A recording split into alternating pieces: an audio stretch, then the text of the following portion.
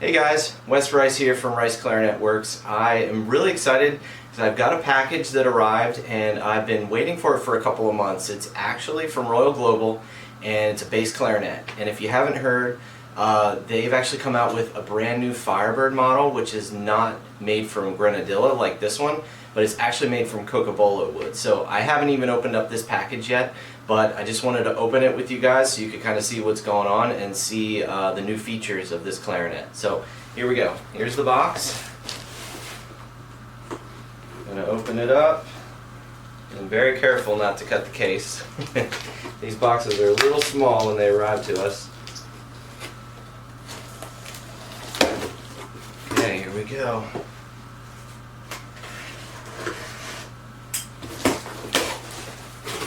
Alright, here it is. You got your bubble wrap, and here's the case, all wrapped in plastic. And I guess they do this just in case it gets rained on or anything like that, you know, just to doubly protect it. So, let's get this box out of the way. Now it looks like they've chosen to go with their standard box, or sorry, standard case.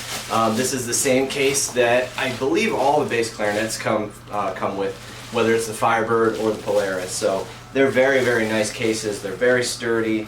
I would definitely trust these things. And they're a soft case, but there's definitely a hard interior which protects them really well. So let me get the rest of this plastic off here. Get this out of the way. Now it looks like they've written the serial number. You guys may have seen that. They wrote the serial number up here, which obviously that'll be taken off. That's just a little sticker.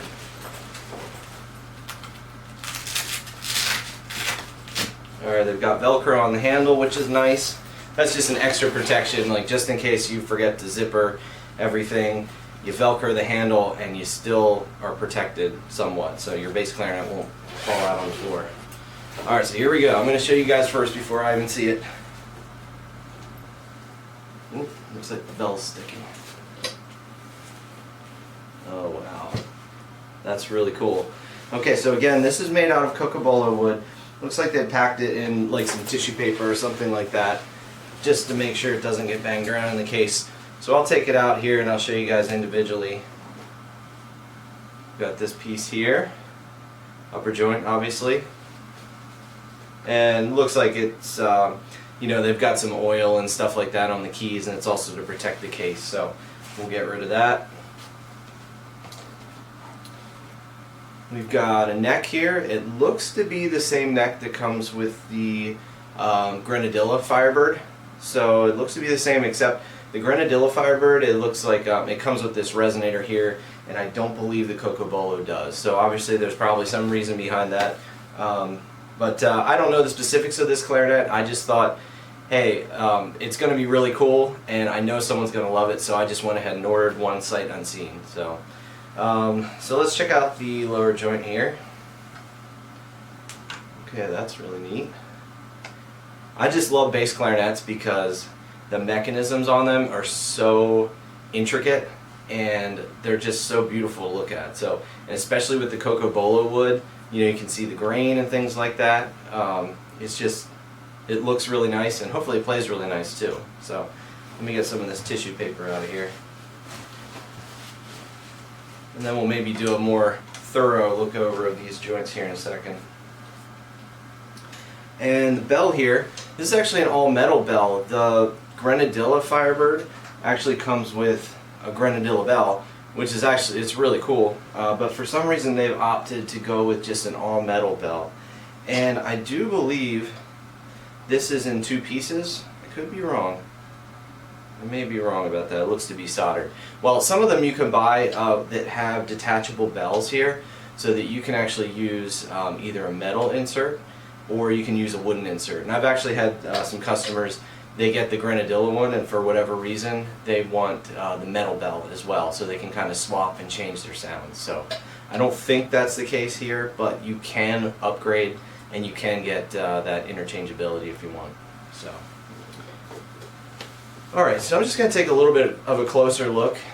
You know, if I were them and I was making this clarinet, I probably wouldn't make the keywork too different, so that's probably not where we're going to see a difference. If we see anything, it might be in the bore, which we probably won't even see anyway. We'd have to measure. So I'm just going to check it over and kind of look and compare and see if everything's kind of the same between the two instruments here. Yeah, and to me, nothing is sticking out. Nothing is glaring in terms of a difference here, and like I said, that makes sense. You don't want to have too many differences between the two. You already have a different material, so why make things complex? So, and let me just check out the lower joint again.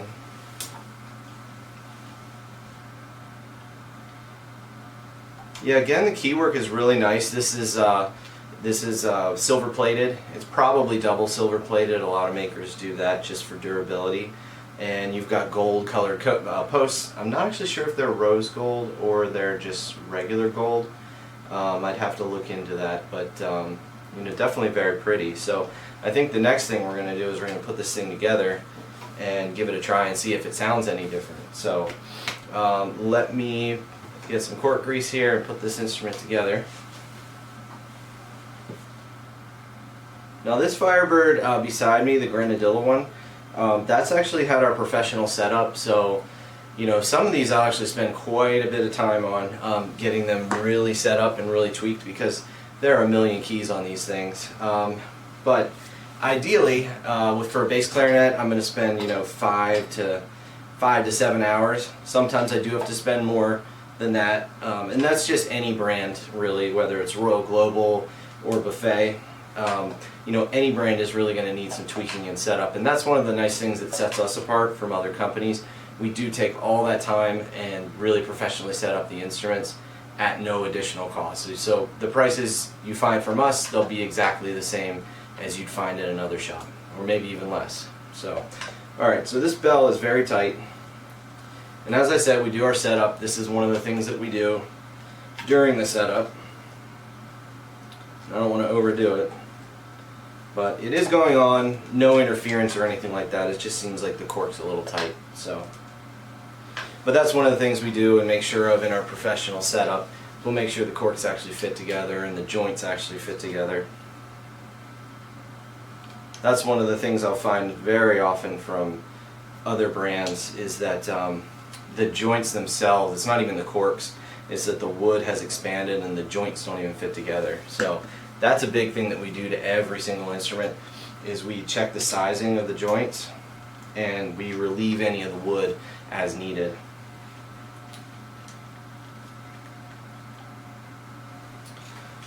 Alright.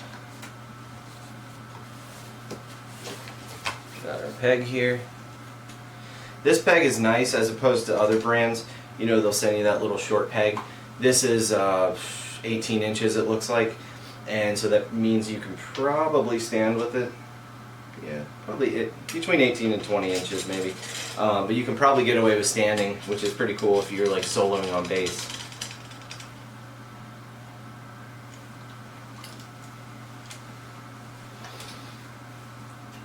Okay. All right, I'm gonna play this one first. Then I'm gonna take the mouthpiece off and play the Cocobolos. Give me a second here.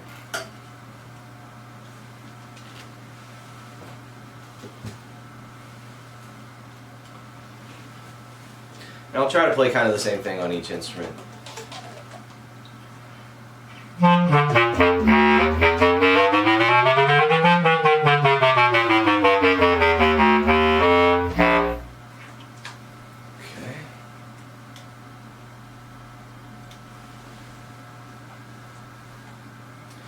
A little trickier because you really want to take your neck off if you're taking the mouthpiece off the instrument, because if you put the mouthpiece on and the neck's already on, it puts a lot of undue pressure on the instrument, especially one like this that doesn't have a metal ring on the top. It has a maybe a Cocobolo ring, or it might be I don't know, some other exotic wood. I'm not sure what. It might be rosewood or something. Actually, it looks like it might be Cocobolo. The Grenadilla has a little bit darker of a ring, so I'm not exactly sure what it is, but regardless, you know, you always want to put your mouthpiece on the neck first and then put the neck into the instrument so that you don't put any excessive pressure on that upper joint.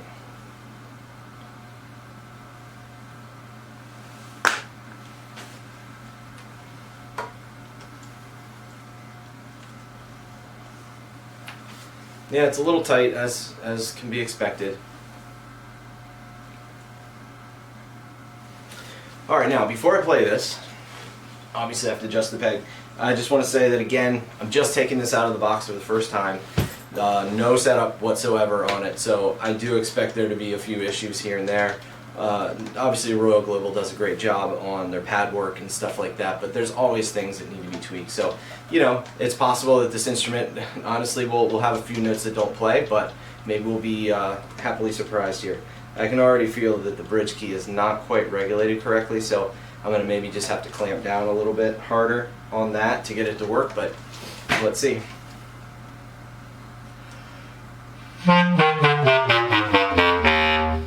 Yeah, as I suspected, this mechanism isn't quite correct. So I'm just going to loosen off this adjuster screw. Don't try this at home, but yeah, there we go. So our 1 and 1 B flat won't be regulated, but the notes will pop out a lot better. And I'm just making sure that I have the bridge key aligned. Obviously that's very important, and it is. My initial thoughts, man, it really pops. So let me play a couple more notes and I'll let you know what I think.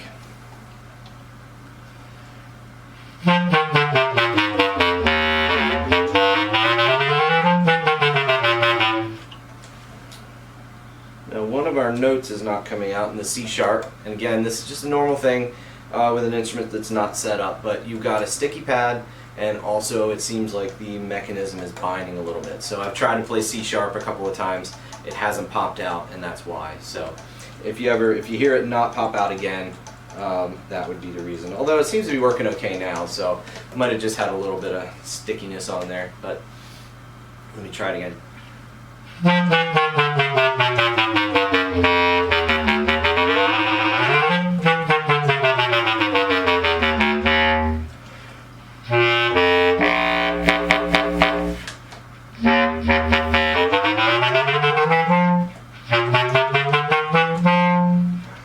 Yeah, a couple little flubs here and there. Again, the spring tension is another big thing that we regulate here, so a lot of these keys are very, very heavy. So my normal light touch that I would use with this instrument is just not working quite correctly. So, but man, it has a really nice sound to it. I mean, it has this, what do you call it, maybe like a presence. So I'm putting the same amount of air as this Grenadilla Firebird, and I really like this instrument, honestly, but this one, it just has a few more highs, and it kind of just pops out much more easily. So it has a little bit more resonance. And after we do the setup, that's only going to get better. So let me play a few notes in the upper register. Again, you know, without being fully regulated, some of these notes might squeak up here, and I know some of these notes are very heavy to push. So let me just give it a try.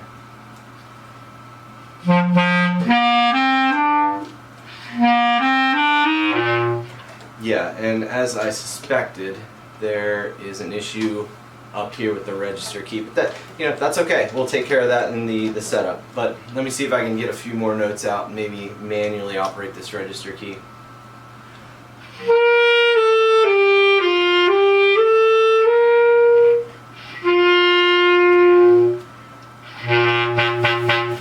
Yeah, and I can't even lip it up. So yeah, obviously I got something to look at there. But during our setup, every single key is taken off. Every pad's checked, spring tension's checked, regulation, synchronization, everything like that. So we'll take care of all that. But let me just play this one more time. I'll play the exact same thing on this one, and then I'll go over to the Grenadilla model, and you can hopefully hear the difference on the microphone.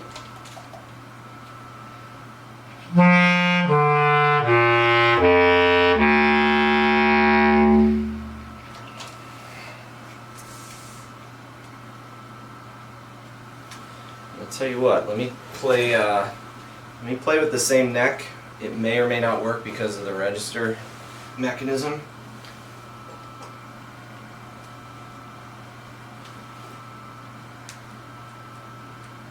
Yeah, it looks like it might work.